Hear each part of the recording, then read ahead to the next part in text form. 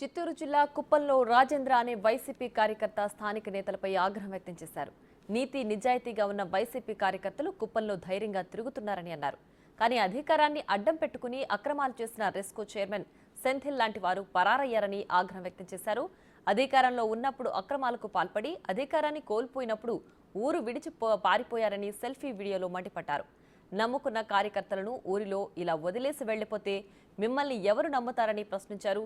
ప్రస్తుతం Rajendra selfie video social మీడియాలో వైరల్గా మారింది.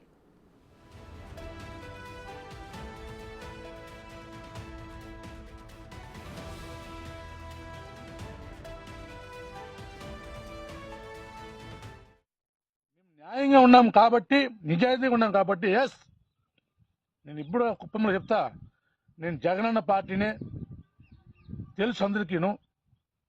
నన్ను ఎవరు మాట్లాడలేదే, నన్నేమనలేదే, నా బండి ఆపలేదే, నన్ను గొడవ పెట్టలేదు. ఎందుకు తెలుసునా?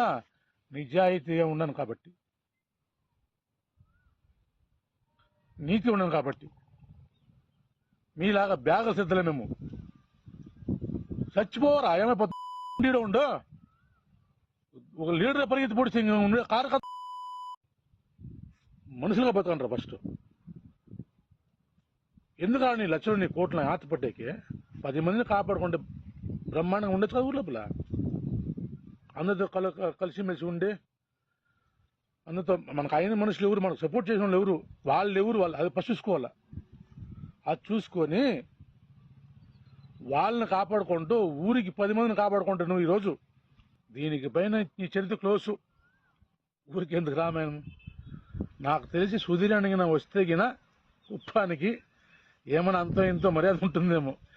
నువ్వు ఆ భరత్ గాడు ఉండే నా కొడుకులు మొత్తం టోటల్గా కలెక్షన్ చూసుకుంటారు.